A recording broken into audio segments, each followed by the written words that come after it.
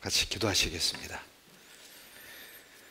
사랑이 많으신 하나님, 감사드립니다. 주님을 등지고 참으로 어리석게 소망 없이 죄악 가운데 아픔과 절망과 고통 속에 몸부림치며 살아가던 우리를 십자가의 보혈로 값없이 구원해 주시고 하나님의 자녀 삼아 주신 것 감사드립니다. 매일의 삶 속에서 주님이 주신 은혜를 세워보고 우리의 입술에서 감사와 찬양이 그치지 않게 도와주시옵소서.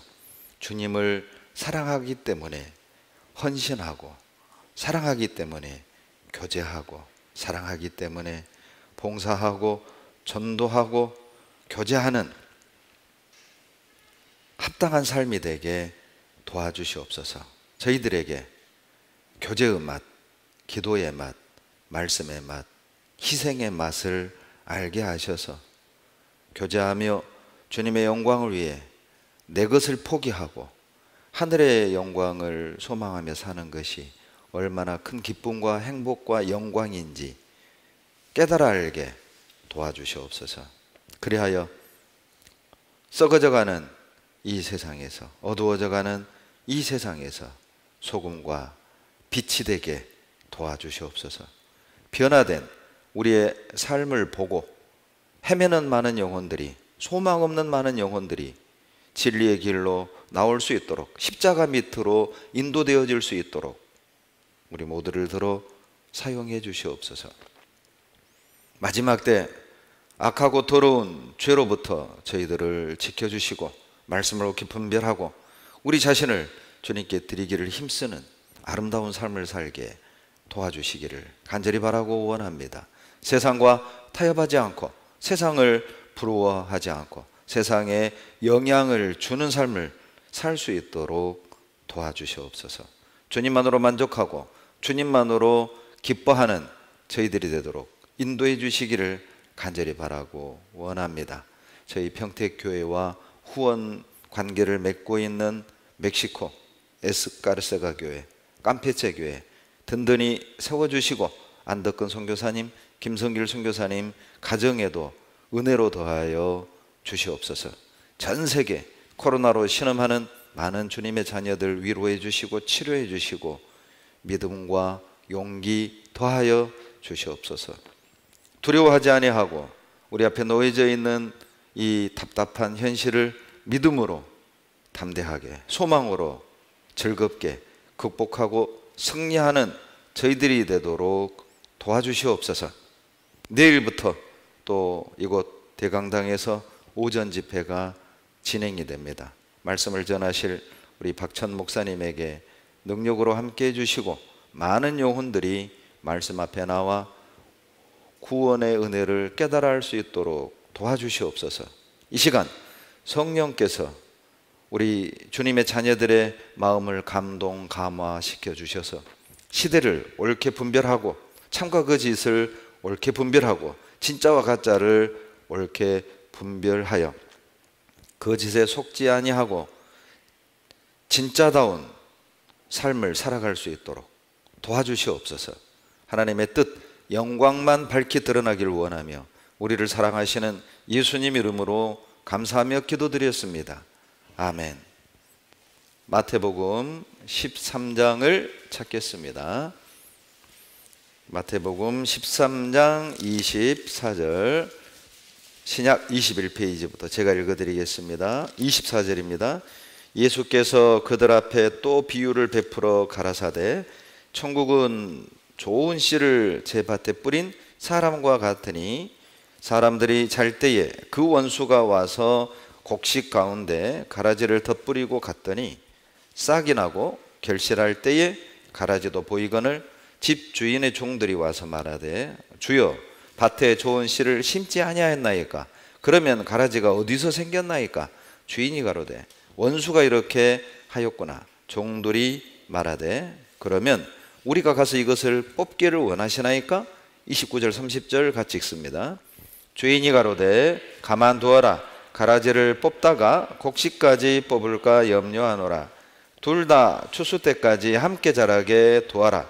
추수 때에 내가 추수꾼들에게 말하기를 가라지는 먼저 거두어 불사르게 단으로 묶고 곡식은 모아 내 곡간에 넣으라 하리라. 결실의 계절, 가을에 우리에게 유익된 말씀이 무엇일까? 하나님이 딱 시대에 맞는 말씀을 주셨다고 봅니다. 마지막 시대에 맞기도 하고 이 계절에 딱 어울리는 본문이 아닐까 싶습니다. 그래도 우리 평택은 참 아름다운 도시인 것 같아요. 그렇게 막 사람이 붐비고 혼잡스러운 대도시도 아니고, 그렇다고 그렇게 시골도 아니고, 도시면서 들녘을 바라보고 시간이 흘러가는 것을 느낄 수 있는 아주 살기 좋은 아름다운 도시라고 생각이 됩니다. 신방을 다니다 보면 이렇게 이제 들녘에 노랗게 무르익어가는 곡식들을 보게 됩니다. 참 그 무르익어가는 알곡을 보는 것만큼 우리 마음에 평안을 주는, 안정을 주는 것도 없는 것 같아요. 그런데 가끔 보면 그 샛노란 그 넓게 펼쳐진 들녘 가운데 보기 싫게 삐죽삐죽 서 있는 것들이 가끔 보여요. 무엇이죠? 가라지입니다. 가라지. 참 가라지는 생긴 것도 밉게 생겼어요. 보면 그 못된 것들은 생긴 것도 꼭 그렇게 생겼어요. 가라지는 보면 가라지같이 생겼고, 알곡은 보면 알곡같이 생겼죠. 그런데 실은 이 가라지는 갑자기 생긴 게 아니에요. 곡식과 함께 처음부터 그 자리에 있었죠. 함께 자랐어요. 그러나 처음엔 몰라요. 그런데 확연하게 드러나는 때가 있는데 바로 수확 시절에, 또 결실기에 딱 드러나요. 알곡은 고개를 숙이고 가라지는 빳빳하게 서 있는 모습을 보게 됩니다. 늘 영적으로도 항상 알곡과 가라지는 섞여 있다. 실은 이건 비유거든요.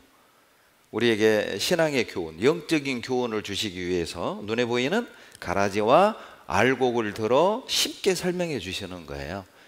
자, 교회 안에도 또 복음의 역사 속에도 늘 가라지와 알곡은 섞여 있다는 것이죠. 뿐만 아니라 내 마음 안에도 알곡과 같은 모습이 있는가 하면 가라지 같은 모습이 있을 수 있음을 이 비유를 통해 말씀하는 거예요. 그렇다면 우리 주님의 자녀들은 저 사람이 알곡인지 가라지인지를 분별하는 건 아주 중요하고, 내가 알곡인지 가라지인지를 분별하는 것도 너무 중요하고, 또 내 안에 가라지 같은 모습을 뽑아 없애버리고 알곡 같은 모습으로 주님의 마음을 시원케 하고 기쁘시게 하는 삶을 사는 것은 너무 중요하다는 거예요.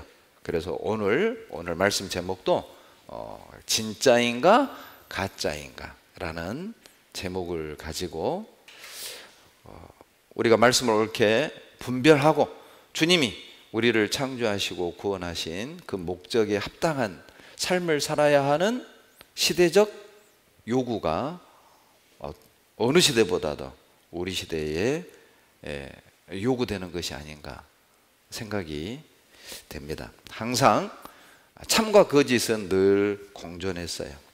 참 진리가 있으면 늘 거짓 진리도 함께 전해졌습니다.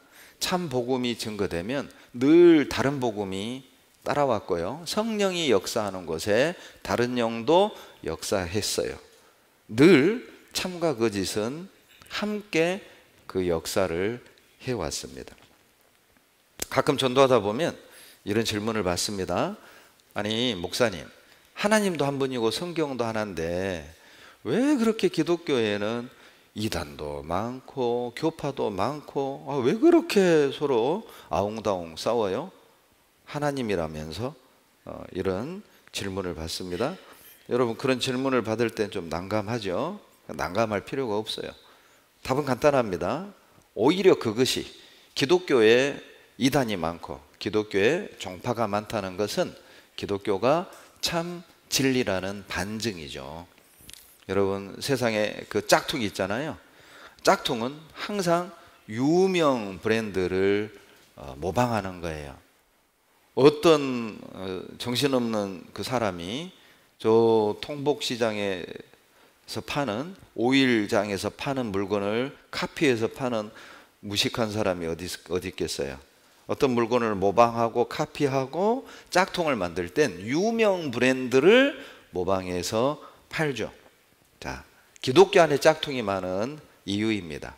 기독교가 명품이거든요.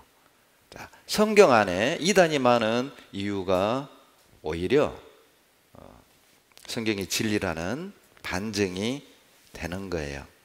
본문에도 분명 24절에 밭에다가 좋은 씨를 뿌렸단 말이죠. 그런데 25절에 사람들이 잘 때 원수가 와서 가라지를 덧뿌렸어요. 도대체 무슨 얘기입니까? 그 설명을 38절에 해주십니다.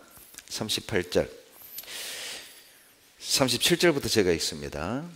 대답하여 가라사대 좋은 씨를 뿌리는 이는 인자요, 예수님이죠.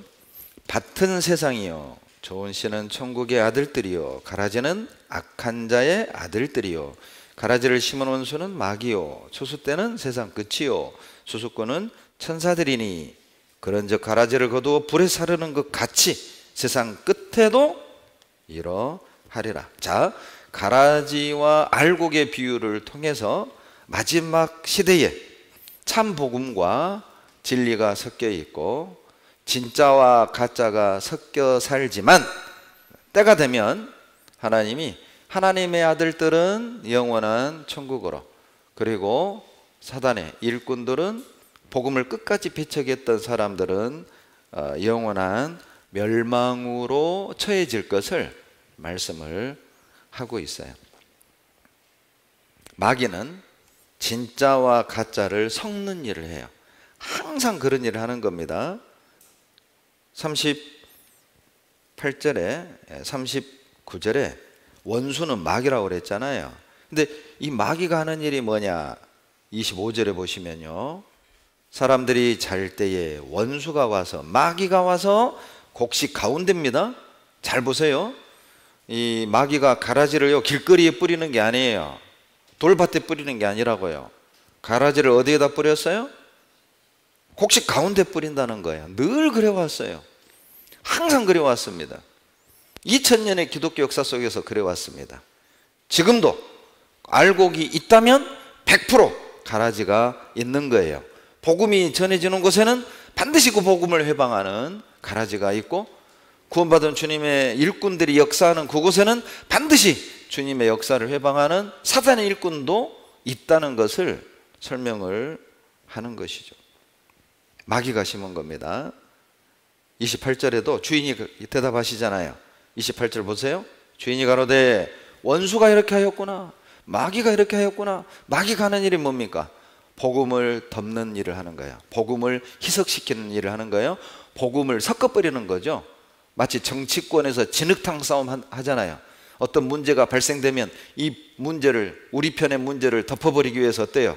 그냥 이쪽 편의 문제도 어때요? 불거지게 해가지고 그냥 진흙탕 싸움 시켜서 백성들로 하여금 아이고 그냥 싫다, 다 싫다. 마귀의 전략입니다. 알곡 가운데 가라지를 덧뿌려서 아이고 기독교 그냥 뭐 종류도 많고 다 자기들만 옳다고 그러고 서로 싸우고, 자기가 막 옳고 상대방은 다 이단이라고 그러고 아이고 나는 기독교 싫다. 진흙탕 싸움 만드는 거예요. 마귀가 이렇게 하였구나. 원수가 이렇게 하였구나. 마귀는 늘 복음을 회방하는 일, 복음을 가리는 일을 해왔어요. 처음엔 가라지인지 알곡인지 알 길이 없습니다.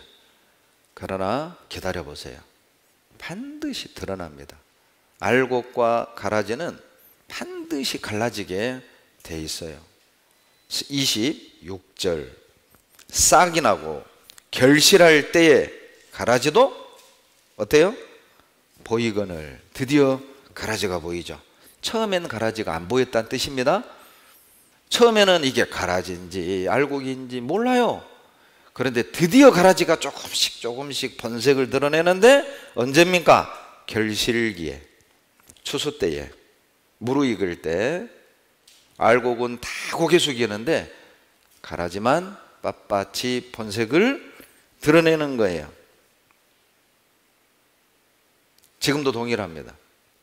때로는 가라지가 훨씬 더 진짜같이 생겨요. 그러죠? 정말 가라지들이 뭐 사회사업도 많이 하고, 그러죠?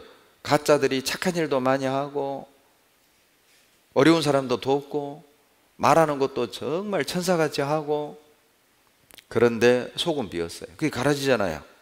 생긴 건 알곡처럼 생겼는데 속이 비었어요. 속이 비었기 때문에 고개가 안 숙여지는 겁니다. 알곡은 알맹이가 차서 무거우니까 고개 숙이는 거고요. 가라지는요, 속이 비어서 못 숙여요. 이게 고개가 빳빳이 드러나는 거예요.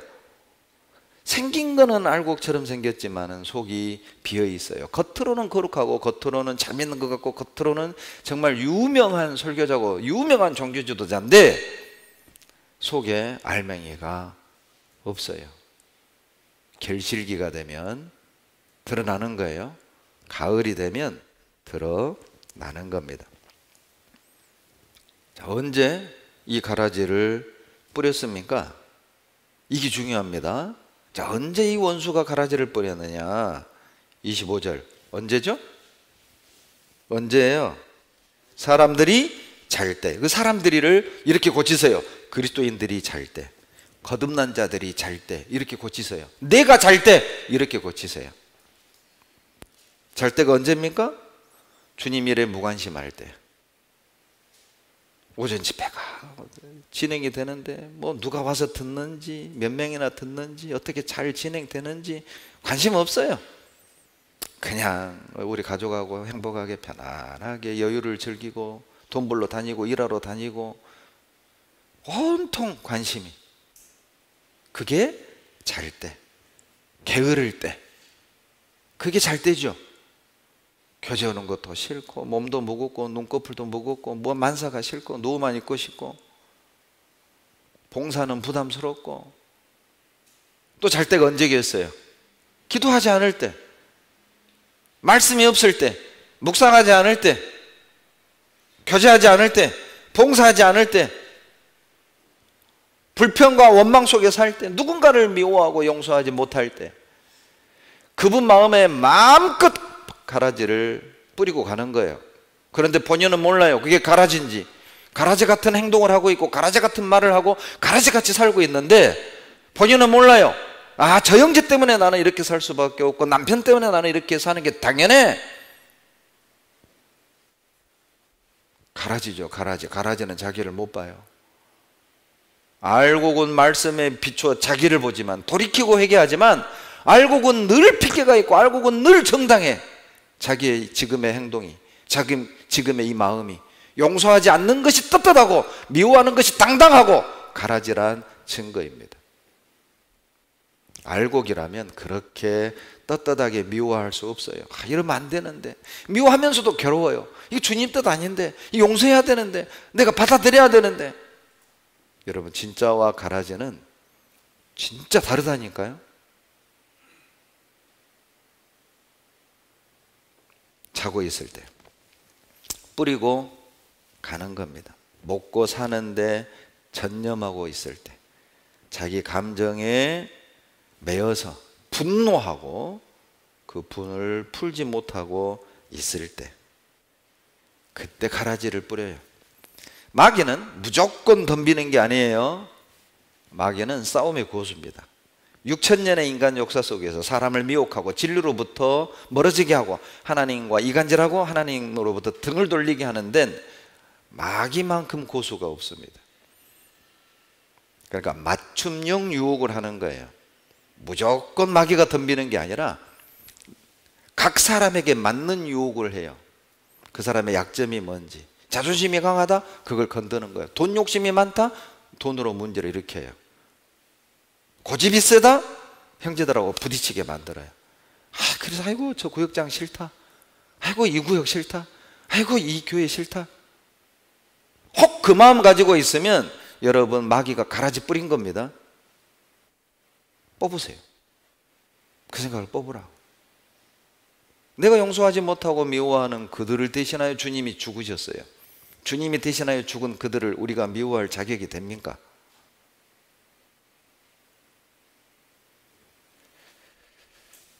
잘 때에 마귀는 덤비는 거예요. 늘 깨어 있어야 할 이유죠. 마귀가, 자, 이 말은 무슨 뜻이겠어요? 25절은 좀 상당히 좀 무서운 말씀이죠.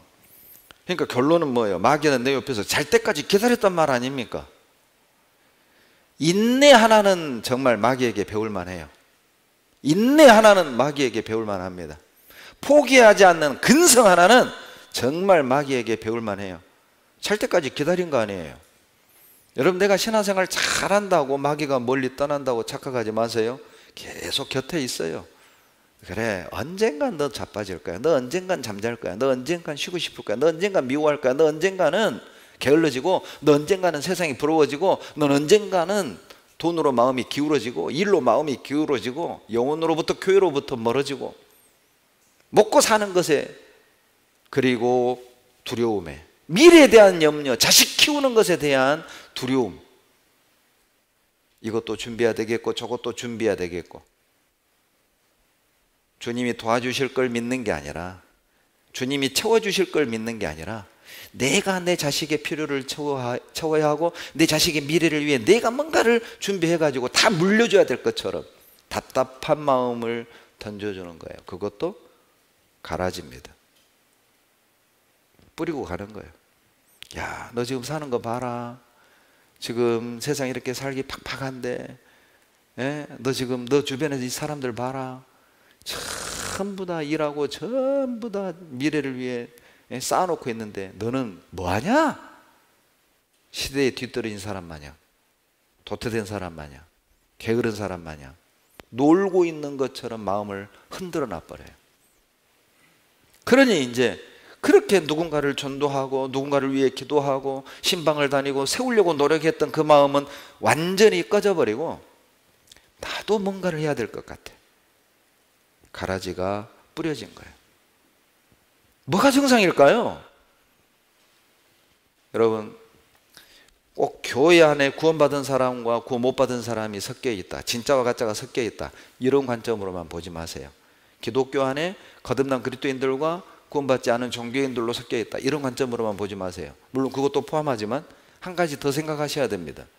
내 마음 안에 알곡 같은 생각, 가라지 같은 생각, 그것까지 섞여 있음을 염두에 두고 들으세요. 지금 이 생각이 알곡다운 것인가? 반드시 알곡과 가라지는 갈라집니다. 29절 보세요. 주인이 가로되 가만두어라. 가라지를 뽑다가 곡식까지 뽑을까 염려하노라. 둘이 다 추수 때까지 함께 자라게 두어라. 추수 때에 내가 추수꾼들에게 말하기를 가라지는 먼저 거두어 불사르게 단으로 묶고 곡식은 모아 내 곡간에 넣으라 하리라. 추수 때까지는 함께 자란다는 뜻이죠. 추수꾼이 등장하기 전까지는 가라지와 알곡은 함께 사는 겁니다. 그러나 어느 날이 되면 추수꾼이 등장하면 가라지는 불 지르는 거고요, 알곡은 곡간에 들어가는 거예요. 들어가는 곳이 달라요. 알곡은 곡간으로 들어가고 가라지는 불구덩이로 들어가요. 그때가 있어요. 지금은 함께 자라요. 그러니 누가 알곡인지 누가 가라지인지를 잘 분별하셔야 합니다. 가라지 가까이 했다가 가라지 되는 거예요.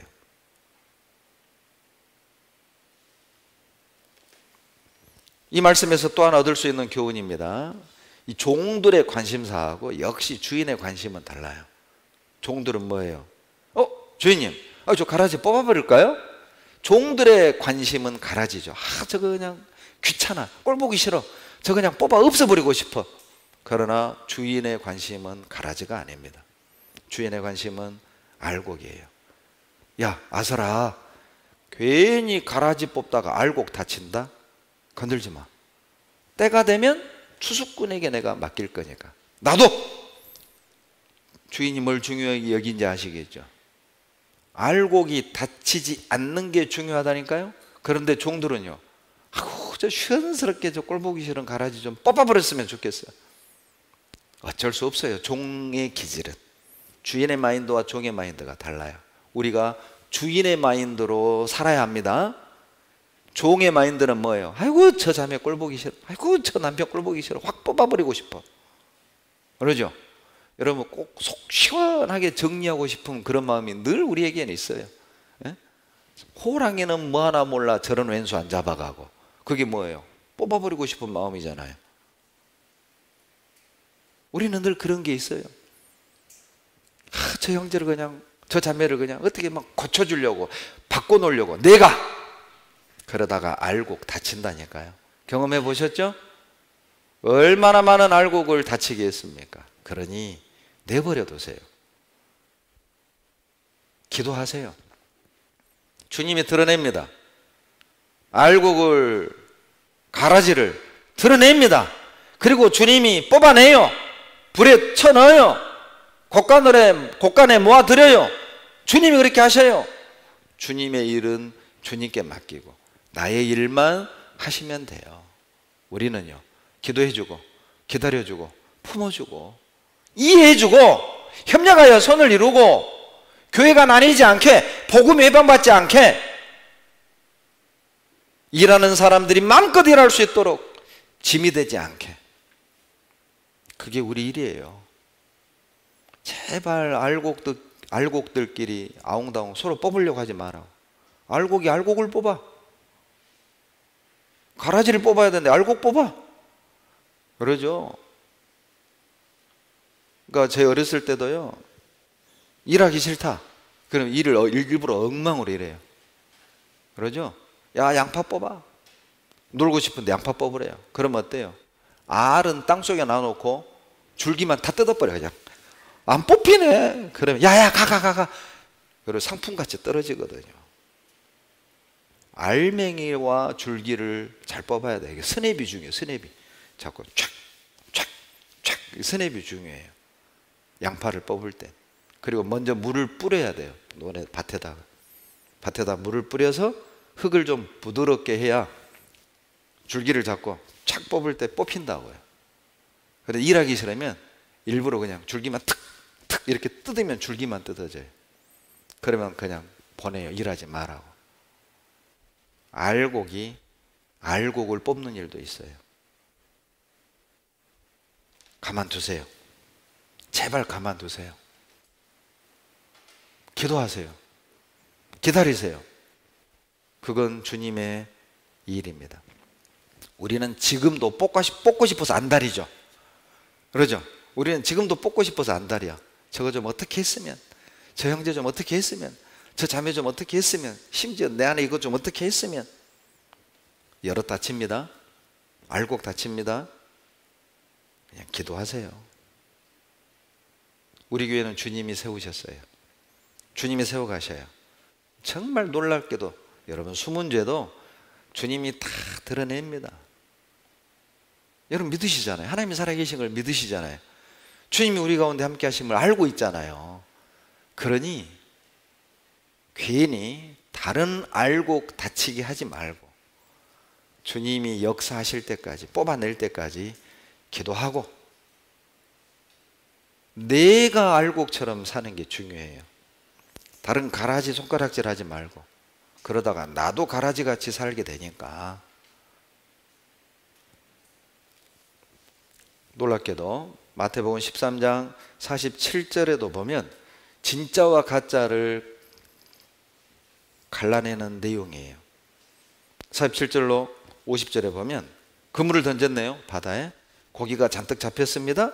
그리고 어떻게 하죠? 고기를 잡고 나면 48절 그물에 가득함에 물가로 끌어내고 앉아서 좋은 것은 그릇에 담고 못된 것은 내어버리느니라. 예. 요즘은 이제 냇가에서 토막질하면 불법입니다. 근데 옛날에는 토막질 많이 했죠. 특히 이제 비 온 뒤 이제 물고기들이 막 나오거든요. 그러면 어때요? 토막 쫙 던져서 당겨서 물가로 나와가지고 탈탈탈탈 털어요. 그러면 애들이 달라붙어요. 그럼 애들은 어때요? 제 손바닥보다 큰 놈은 바켓스에 담고 작은 놈은 버려요. 버려요. 예. 그날이 와요. 그 바다 안에도 좋은 물고기, 나쁜 물고기 섞여 있잖아요. 그런데 어부의 손에 탁 걸리면 어느 물고기가 좋은 것이고 어느 물고기가 나쁜 것인지를 어부는 알잖아요. 갈라내버리는 거예요. 진짜와 가짜가 섞여 있고 진짜와 가짜가 갈라지는 날이 반드시 옵니다. 마태복음 25장 31절에도 보면 주님이 이 땅에 다시 오셨을 때 목자가 양은 오른편에 염소는 왼편에 분별하는 것 같이 분별하리라. 제가 몽골에 갔을 때 선교사님이 물어보더라고요. 몽골 가면은 이제 저희들이 화순에 있을 때 알타이를 후원했는데 이제 알타이를 가려면 화순에서 4시간 버스를 타고 인천공항으로 가서 인천공항에서 또 한 3시간 대기했다가 비행기를 타고 한 3시간 날아서 울란바타르로 국제공항 도착하면 울란바타르에서 버스를 타고 27시간을 달려서 알타이를 갑니다. 근데 그 사막이에요, 사막. 한 7시간은 포장된 도로고요. 20시간 정도는 사막을 달려갑니다. 무서워요. 만약 고장나면 물도 없죠, 기름 없죠. 큰일 나는 것입니다. 실제 여행객들이 그렇게 해서 죽는 경우가 있대요. 외국인들이. 길도 잃어버리고 이정표도 없어요. 물어봤어요. 막 달리는 것 같아요. 몽골 형제가 운전을. 아니 표지판도 없고 이정표도 없는데 어떻게 길을 찾아가냐 물었더니 목사님 저기 산 2개 있죠. 그 산 사이를 보고 갑니다. 그리고 또 저 산 사이 보고 또 이렇게 이런 식으로 가는 거예요. 그러니 외국인이 어찌 그 몽골 사막에서 살아나겠어요. 그런데 이제 그 양들이요, 염소하고 막 수백 마리가 들녘에 있어요. 물어봐요. 선교사님, 목사님, 저기서 염소 찾아봐요. 못 찾겠어요. 우리나라 염소는 금방 티나잖아요. 우리나라 염소는요. 그런데 몽골의 양하고 염소는 저는 못 찾겠더라고. 몇 가지 특이사항을 얘기해줘요. 뭐 귀가 쫑긋하다, 꼬리가 서 있다, 염소라고. 양들은 꼬리 내려 있고, 뭐 귀가 처져 있고. 거기 양은 뿔도 있어요. 그러니 이제 이 분별하기가 쉽지가 않아요. 그런데 목자는 탁탁합니다. 심지어 그 수백 마리 이름을 다 알아요. 목자가. 양의 이름을 다 알아요. 내가 볼 땐 그놈이 그놈인데. 예. 그런데 다 알아요. 갈라내는 겁니다. 목자는 양, 염소 그냥 갈라내는 겁니다. 진짜와 가짜가 양과 염소가 섞여 있어요. 좋은 물고기, 나쁜 물고기가 섞여 있어요. 어부가 나타나면, 목자가 나타나면 진짜 가짜 훅 갈라내는 것이죠. 지금도 기독교 안에 진짜 가짜 섞여 있습니다. 지금도 복음이 전해지는 곳은 참복음과 거짓된 복음이 함께 전해집니다. 하나님의 일꾼이 역사하면 사단의 일꾼도 거기에 역사해요. 교회 안에도 알곡과 가라지는 있습니다. 내 안에도 알곡과 가라지는 늘 함께 있어요. 분별할 줄 알아야 해요. 여러분, 독약병에 담겨있는 독약은 위험하지가 않아요? 독약병에 담겨져 있는 독약은 당연히 조심하겠죠. 그런데 진짜 위험한 게 뭐냐? 약병에 담겨있는 독약이에요. 약병에 담겨있는 독약은 겉으로 보면 약인 줄 알잖아요. 약인 줄 알고 그냥 먹는 거예요. 그래서 얼마나 많은 사람들이 지옥을 갑니까? 겉만 보고. 겉으로 보면 예수 잘 믿는 것 같고, 겉으로 보면 말도 잘하고 설교도 은혜롭고, 겉으로 보면 참 신사적이고 진짜 같고, 그런데 알맹이가 없어요. 진리가 없어요. 거듭남이 없어요. 구원이 없어요. 성령이 없어요. 훨씬 위험한 겁니다. 고린도서 11장 4절에 보면 만일 누가 우리의 전파하지 아니한 다른 예수를 전파하거나 혹 너희의 받지 아니한 다른 영을 받게 하거나 혹 너희의 받지 아니한 다른 복음을 받게 할 때는 너희가 잘 용납하는구나. 고린도서 11장 4절. 다른 영, 다른 예수, 다른 복음 잘 받아들여요. 왜? 진짜와 가짜를 모르니까. 염소와 양을 구별할 줄 모르니까. 좋은 물고기, 나쁜 물고기 차이점을 모르니까 알곡과 가라지를 분별해내지 못하는 거예요. 그러니까 다른 영을 받아들이고 다른 예수를 받아들이고 다른 복음을 받아들이는, 진짜와 가짜를 아는 건 중요합니다. 지난 시간 3가지 말씀드렸죠. 진짜는 위기 속에서 하나님을 더 가까이 합니다. 그리고 가짜는 위기가 오면 하나님으로부터 멀어져요. 진짜는 영혼을 향한 불타는 사랑이 있다고 그랬죠. 진짜는 영혼을 불쌍히 여기는, 긍휼히 여기는 마음이 있습니다. 이 시간 4번째, 여러분, 진짜는요, 어떤 희생을 치러서라도 영혼을 살려요. 그게 진짜입니다.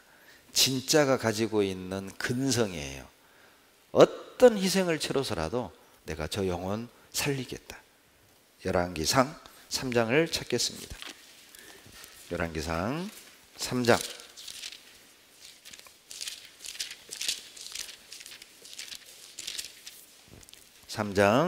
26절.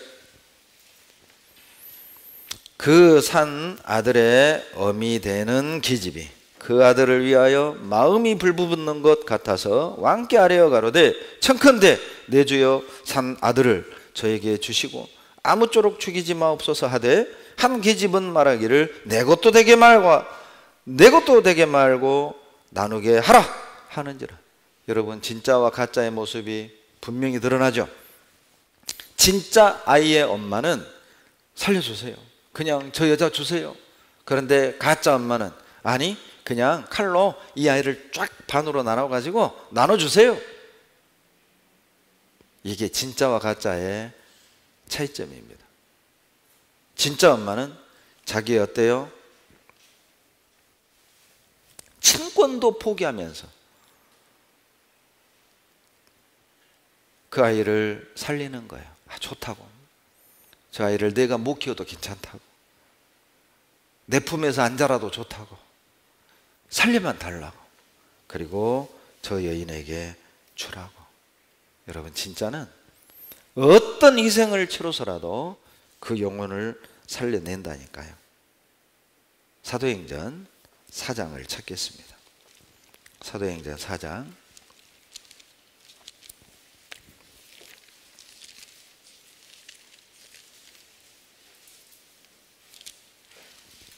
17절로 제가 읽겠습니다. 이것이 민간에 더 퍼지지 못하게 저희를 위협하여 이후에는 이 이름으로 아무 사람에게도 말하지 말게 하자 하고 그들을 불러 경계하여 도무지 예수 이름으로 말하지도 말고 가르치지도 말라 하니 베드로와 요한이 대답하여 가로되 하나님 앞에서 너희 말 듣는 것이 하나님 말씀 듣는 것보다 옳은가 판단하라. 우리는 보고 들은 것을 말하지 아니할 수 없다. 마치 진짜 엄마처럼 진짜 그리스도인들은 나의 자존심도 포기하고 때로는 내 물질도 투자하고 어떤 내 권리도 포기하고. 제가 아는 어떤 목사님은 박사 코스인가 발곡이 있을 때요, 카이스트로 갈 기회가 있었어요.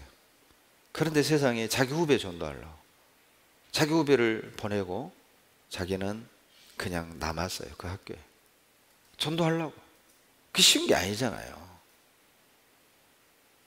진짜는 어떤 희생을 치러서라도 그 영혼을 살려요. 사도행전 4장 17절에도 공회에서 베드로와 요한에게 겁을 주는 겁니다. 협박하는 거죠. 2번 다시 예수 이름으로 전도하지 마라. 그런데 베드로와 요한의 대답을 보십시오. 우리는 보고 들은 것을 말하지 아니할 수 없다. 여러분, 얼마 전 평창에 그 장마로 어때요? 다리가 위태위태하는 걸 그 주변의 주민이 본 거예요. 딱 육안으로 보니까 다리 가운데가 이렇게 내려앉은 겁니다. 그런데 그것도 모르고 반대편에서 차 한 대가 오는 거죠. 우산 쓰고 달려가서 반대편에서 계속 손을 흔들어서 나가라고. 소리는 안 들리니까. 그 운전하던 분이 멀리 보니까 어떤 아저씨가 막 흔들거든. 이상하다. 중간쯤에서 후진에 나가요. 후진에 나가는데 푹 다리가 무너진 그 뉴스 보셨죠? 여러분, 만약 그 우산 쓴 아저씨가 아이고 나 친구하고 약속 늦었어, 우리 집 또 밭에 보러 가야 돼, 여러 가지 이유와 핑계를 대고 그냥 모른 척하고 갔다. 다리가 푹 꺼져 있는 걸 봤는데, 위험한 걸 알면서도 위험한 걸 봐놓고도, 그리고 그날 밤에 그 다리에서 그 차에 탄 일행들이 죽었다는 소식을 듣는다면 누구 책임일까요? 여러분, 위험을 본 이상 말하지 않을 수 없는 거예요. 사도행전 5장 28절로 29절. 가로되 우리가 이 이름으로 사람을 가르치지 말라고 엄금하였으되 너희가 너희 교를 예루살렘에 가득하게 하니 이 사람의 피를 우리에게로 돌리고자 함이로다. 베드로와 사도들이 대답하여 가로되 사람보다 하나님을 순종하는 것이 마땅하니라. 대제사장이 베드로와 사도들에게 전도하지 말라고 또 협박을 하는 겁니다. 베드로와 사도들의 대답입니다. 사람보다 하나님을 순종하는 것이 마땅하다. 막을 길이 없어요. 천국을 아는 사람들의 입을 막을 길이 없어요. 지옥을 아는 사람들의 입을 막을 방법이 없습니다. 여러분, 가짜는요, 손익을 계산하면서 전도합니다. 가짜는 내가 요거 얘기했다가 영업에 손실이 될 것 같아, 그러니까 말을 안 하는 거예요. 자기 사업에 지장이 될까 봐. 이 거래처 직원이 지옥 가는 걸 알면서도, 거래처 직원이 암에 걸려 죽어가는데도 거래 끊길까 봐, 친구하고 사이가 안 좋아질까 봐, 가족끼리 그냥 조용히 사는 게 이게 이 분위기가 깨질까 봐 입 탁 다무는 거예요. 미가서 3장 5절입니다. 미가서 3장 5절. 구약 1293페이지 5절 같이 읽습니다. 내 백성을 유혹하는 선지자는 이에 물면 평강을 외치나 그 입에 무엇을 채워주지 아니하는 자에게는 전쟁을 준비하는도다. 이런 선지자에 대하여 여호와께 가라사대. 이 말씀의 원뜻은 이 거짓 가짜 선지자들은요, 입에다가 뭐 먹을 거 넣어주면은 평강을 외치고 먹을 거 안 주면 저주를 하는 거예요. 이게 원뜻이고요. 저는 이 말씀을 볼 때마다 죄송합니다. 제가 어떤 교단을 비난하고자 하면 아닙니다. 헌금 봉투 쌓아놓고 그 봉투 일일이 이름을 읽어주면서 어떤 집사님이 무슨 감사헌금 했습니다, 어떤 권사님이 생일 감사헌금 했습니다, 그리고 봉투 위에 손 올리고 축도하는 거예요. 저는 항상 이 말씀을 읽을 때마다 그런 그림이 그려져요. 가짜는 뭐가 생기는 게 있으면 평강 외치고 생기는 게 없으면 전쟁을 외쳐요. 어떤 형제가 목사님께 불만을 얘기했답니다. 목사님, 아니 제가 상담할 때는 뭐 20분 만에 뚝딱 그냥 끝내버리더만, 아니 왜 저 형제 상담할 때는 2시간이나 해요? 저 형제는 부자라고 돈 많다고 차별하시는 겁니까? 목사님이 이렇게 대답했답니다. 형제님, 저 형제는 중환자랍니다.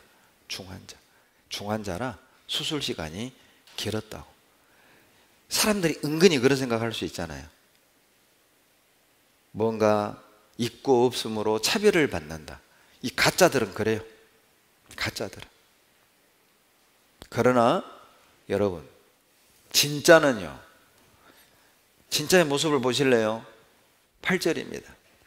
진짜는 사람들의 인기에 영합하지 않습니다. 뭐 생기고 안 생기고 그게 중요한 게 아니에요. 미가서 3장 8절 진짜의 모습을 보시죠. 같이 읽겠습니다. 오직 나는 여호와의 손으로 말미암아 권능과 공의와 재능으로 채움을 얻고 야곱의 허물과 이스라엘의 죄를 그들에게 보이리라. 이게 진짜예요. 생기는 게 있든 어떤 사람들에게 인기를 끌든 말든 욕을 먹든 말든 오직 나는 야곱의 허물과 이스라엘의 죄를 그들에게 보이리라. 여러분, 지옥이 있다고 말할 수밖에 없습니다. 죄를 지적하고 책망할 수밖에 없어요. 착하게 살면 복 받습니다. 열심히 믿으면 복 받습니다. 두루뭉실 말할 수 없어요. 거듭나지 않으면 하나님 나라를 볼 수 없습니다. 구원받지 않으면 지옥 가는 거예요. 진짜는 죄를 책망하고 지적할 수밖에 없어요. 지금도 뭐 이 말씀을 그렇게 좀 표현하기는 그렇지만 이런 모습도 비슷하지 않을까요? 이 가끔 특히 이제 은장의 어른들 중에 그런 분들이 정말 많습니다. 저는 그런 분들 좀 구원을 걱정해요. 자식 영혼에 대해서 걱정을 안 합니다. 신방 가서 자식들 전도해야죠. 예, 그 녀석들도 뭐 장로교 다니고 있고 감리교 다니고 있고 뭐 순복음 다니고 있고 천주교에서 잘 믿고 있습니다. 너무 걱정스럽고요. 아이고 지금은요 우리 아들이요 집을 새로 이렇게 빚내서 집을 이사했어요. 근데 그 빚을 갚기 전까지는 성경 공부할 시간 없습니다. 먼저 답을 딱 내려요.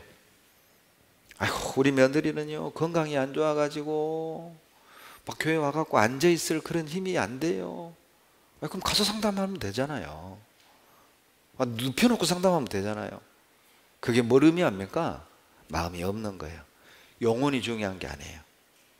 내 자식들이요 큰 집에 살고 돈 많이 벌고 빚도 갚고 육신이 건강해가지고 그냥 화목하게 사는 것, 그것이 자식의 구원보다 더 커요.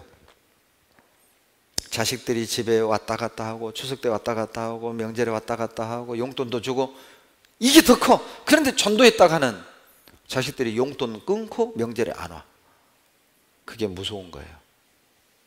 이게 뭐예요? 이에 물면 평강을 외치고 입에 채우지 않으면 전쟁을 선포하는 것과 비슷한 것 아닙니까? 육신의 실리를 계산하고 육신적인 이유 때문에 입을 다무는 거예요. 그게 가짜입니다.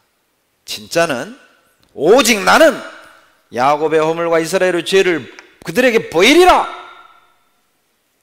진짜는 그럴 수밖에 없어요. 요한일서 4장을 보시죠. 요한일서 4장입니다.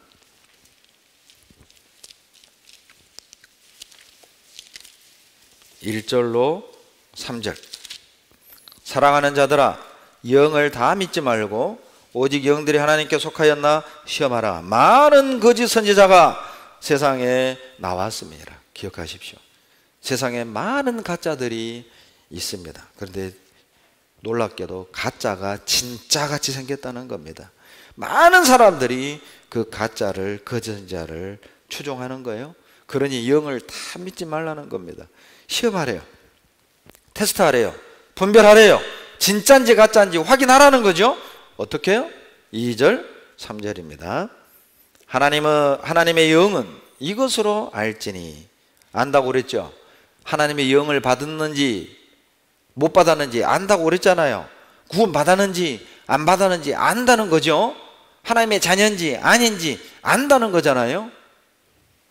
곧 예수 그리스도께서 육체로 오신 것을 시인하는 영마다 하나님께 속한 것이요 예수를 시인하지 아니하는 영마다 하나님께 속한 것이 아니니 이것이 곧 적 그리스도의 영이니라. 오리라 한 말을 너희가 들었거니와 이제 벌써 세상에 있느니라.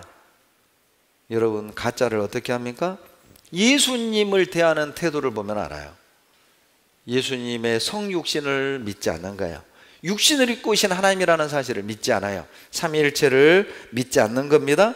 그리고 어때요? 예수님의 구속사역을 시대적인 구원. 과거에는 예수님 십자가로 구원받았지만 계시록의 시대에는 계시록을 깨달아야 되고 비유를 깨달아야 되고 이긴 자를 만나야 천국 가는 것처럼 시대적 구원론 이단입니다. 예수를 대하는 태도를 보면 그 사람이 진짜인지 가짜인지 알 수 있어요. 여러분이 처음 듣는 교리, 처음 듣는 이야기를 청산유수처럼 술술술 진짜 까무러치게 놀랍게 설교를 잘해도 마지막에 예수님의 십자가를 기본으로 깔고 예수님의 보혈을 기본으로 생각을 하고 거기다가 뭔가를 하나를 더 깨달아야만 완전한 구원인 것처럼 말한다면 마지막 시대, 계시록의 시대, 이 시대에는 또 하나를 깨달아야 천국을 가는 것처럼 말한다면 가짜입니다. 이단입니다. 예수님을 훌륭한 선지자 정도로 성인 중에 한 분 정도로 생각한다면 그것 가짜예요. 베드로후서 2장 1절을 찾습니다. 베드로후서 2장 1절 바로 앞에 있죠. 그러나 민간에 또한 거짓 선지자들이 일어났었나니 이와 같이 너희 중에도 거짓 선생들이 있으리라. 저희는 멸망케 할 이단을 가만히 끌어들여 자식이 이들을 사신 줄을 부인하고 임박한 멸망을 스스로 취하는 자들이라. 거짓 선지자들이 일어났어요. 가짜들이 많이 일어났어요. 그런데 그 거짓 선지자, 거짓 선생들을 어찌 알아요? 주를 부인한다는 거예요. 주를 부인한다는 것이 나 예수 안 믿어? 이런 부인이 아니에요.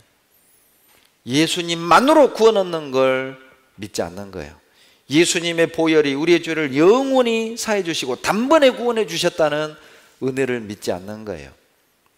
매일매일 죄 지을 때마다 회개해가지고 구원을 얻어가는 식으로, 율법을 지켜서 구원을 이루어가는 식으로, 착하게 살아서 구원을 이루어가는 식으로,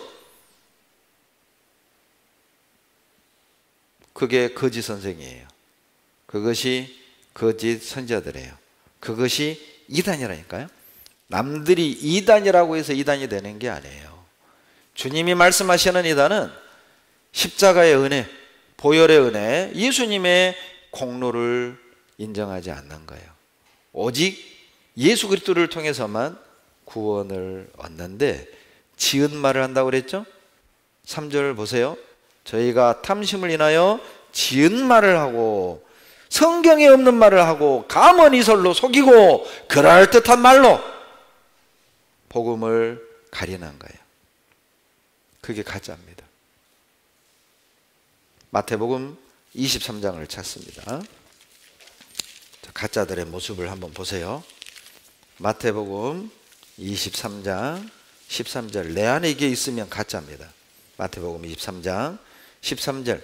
화 있을진저 외식하는 서기관들과 바리새인들이여, 너희는 천국 문을 사람들 앞에서 닫고 너희도 들어가지 않고 들어가려 하는 자도 들어가지 못하게 하는도다. 이 가짜들이 하는 일이에요. 천국 문을 닫아버려요. 자기도 안 들어가고 들어가려고 하는 사람도 못 들어가게 막아버려요. 마치 복음을 전하는 그리스도인들을 저것들 이단, 저것들 무슨 파, 이게 뭐예요? 그런 비난 때문에 말씀을 듣고 구원받으려 했던 사람들이 얼마나 많이 포기했습니까? 천국 문을 닫아버린 거잖아요. 자기들도 안 듣고 못 듣게 하고.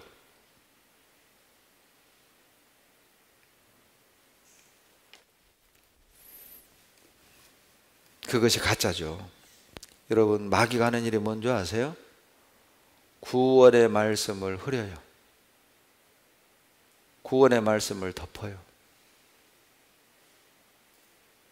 구원의 말씀을 가려요. 영원한 속죄, 단번에 얻는 구원, 구원받는 날을 아는 것, 이게 뭔가 큰 문제가 있는 것처럼 대적한다니까요. 어떻게 죽을 때까지 죄를 한 번에 사함받냐? 어떻게 구원받는 날을 아느냐? 성경에 주님이 말씀하셨잖아요. 구원을 내가 이루는 거라면 내가 잘못해서 잃어버릴 수 있어요. 그러나 구원은 주님이 주시는 선물이잖아요. 은혜로 주신 선물이잖아요. 로마서 4장 5절로 6절에 이러한 것이 없이 믿는 자들을 의롭다 하시는 일을 이로 말미암아 사람들이 받는 행복에 대하여 다윗이 말한 바, 이러한 것이 없는데 우리 믿음 하나, 나는 은혜를 믿었던 그 하나, 그걸 보고 너 의롭다? 그런 행복이죠. 다윗이 시편에 그 행복을 노래했잖아요. 골로새 1장 6절에 이 복음이 이미 너희에게 이르매 너희가 듣고 참으로 하나님의 은혜를 깨달은 날부터 너희 중에서와 같이 또한 온 천하에서도 열매를 맺어 자라는도다. 여러분 생각해 보세요. 반대로 어떤 분들은요, 죽어봐야 천국 갈지 지옥 갈지를 알지 어떻게 교만하게 구원받았다고 말하냐, 어떻게 구원받은 나를 아냐, 교만하게. 그럼 반대로 생각해 봐요. 죽어봐야 천국 갈지 지옥 갈지 안다면 예수 믿는 게 두려울까요? 편안할까요? 그런 예수 뭐하러 믿으세요? 얼마나 두렵겠어요. 죽어봐야 하는 신앙생활을 어떻게 해요? 우리 주님이 그렇게 무능합니까? 우리 하나님이 그렇게 무능합니까? 이 가짜들이요, 늘 구원의 말씀을 흐려요, 덮어요, 희석시켜요, 혼동하게 만들어요. 한 번 얻은 구원도 이루어질 수 있다. 요한복음 5장에는요, 요한복음 10장 28절 29절에는요, 하나님은 마녀보다 크심에 아무도 아버지 손에서 빼앗을 수 없느니라. 여러분, 내가 하나님을 잡는 거면 내가 놀 수도 있어요. 그러나 우리가 얻은 구원은 하나님이, 형제야 너는 내 것이다, 하나님이 나를 잡고 있어요. 그러니 누구도 빼앗을 수 없는 거예요. 한 번 얻은 구원은 이루어질 수 없습니다. 마태복음 7장 15절 찾겠습니다. 마태복음 7장 15절. 거짓 선지자들을 삼가하라. 양의 옷을 입고 너희에게 나오나 속에는 노략질하는 일이라. 참 안타까운 것은 거짓 선지자들이 세상에 많고 양의 옷을 입고 양의 행세를 하지만 속에는 일인데, 구원받았다는 주님의 자녀들도 양인 줄 알고 그냥 기독교 TV 채널에서 또 뭐 유튜브에서 그냥 자기 듣기 좋으면 그게 은혜라고 생각을 하는 거야. 자기 듣기 좋으면 설교 잘한다, 은혜롭다. 그런데 그 목사님이 주장하는 내용은 구원받은 사람도 잘못 살면 지옥 간다, 이렇게 가르치는 분인데 그 25분, 30분, 40분짜리 부분적인 설교만 듣고 은혜롭다, 그리고 계속 그 목사 설교를 찾아서 들어요. 그러다가 점점 물들고 나중에는 구원받아도 지옥 가네? 내가 잘못 알았네? 이렇게 변해버려요.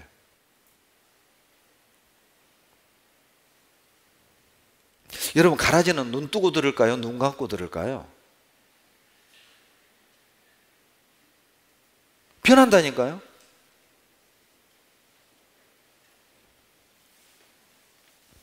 (20장) 한번 보세요. 사도행전 20장. 사도행전 20장.